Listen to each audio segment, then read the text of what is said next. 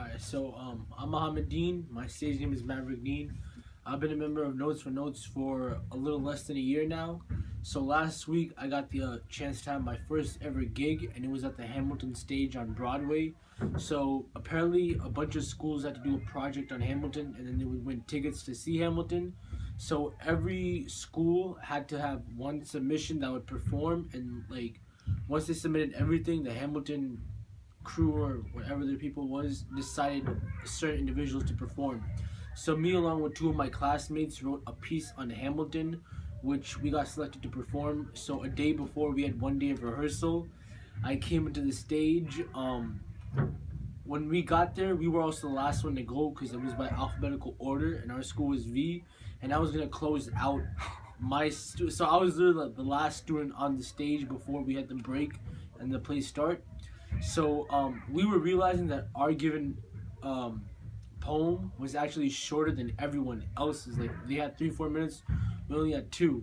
So also in the heat of the moment, one of my partners, she forgot some of her lines, so she stepped out. So I'm like, what the hell? And then I went and I had to improvise like half of my thing. So I freestyled half of my poem. So I would give a line, and while I was reciting my memorized line, I would think of another line, add it in, give a memorized line, add it in to stretch my performance out. Since Hamilton also challenges Eurocentric plays with a traditional hip hop element, I figured that after bowing, I should dab to continue the tradition on of not being a Eurocentric thing and urbanizing the place. And then I dabbed at the end, and the whole crowd went wild. It was a full house in front of 1,300 people. I'm just very lucky and humble to have that as my first ever gig. It's a lifelong moment, and I'm always gonna cherish this. And I like to thank Notes for Notes and everyone who's helped me through my way.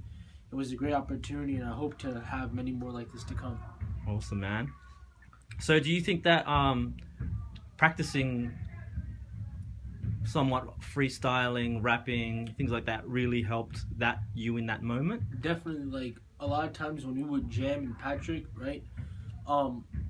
It's all muscle memory. So when I first got on there, when the first time I ever spoke, he was like, "Dean, you gotta speak louder." I'm like, "Can you adjust the volume?" He's like, "No, there's no such thing as adjusting the volume." He actually grabbed the mic himself and said, "Yo, yo, yo, yo," and you see how loud I sound. So it's all muscle memory. So just consistently rapping and performing over here, even in front of 5-10 people, gave me the confidence and also just gave me the training. So in that moment when I had to freestyle, it naturally came. I didn't have to think about it. I didn't have to work on projecting my voice because in the studio through recording, I'm just consistently doing it and doing it and doing it.